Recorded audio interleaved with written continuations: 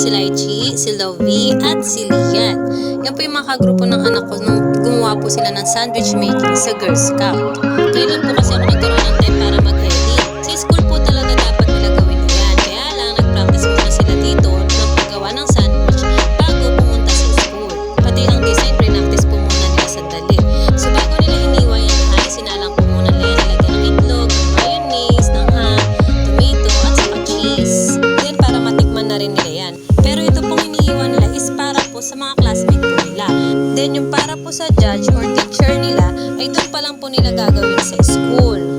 Sayang nga hindi namin na-video yung nagpa-practice sila ng design yung nilalagyan ng mukha. Kaya yung nakikita nyo, ipinag-practicean lang po nila yan. Nag-prepare lang po talaga sila ng ready to eat para yan sa mga classmate nila. At para konti na lang din ang gagawin nila. Pero yung para sa teacher at para sa judge ay doon po talaga nila gagawin doon. Pati ang design ng mukha, doon lahat. So kaya yan, nag-prepare sila, nag-impake sila ng gagamitin nila. Yan mapapansin nyo mga hindi pa yan gawa.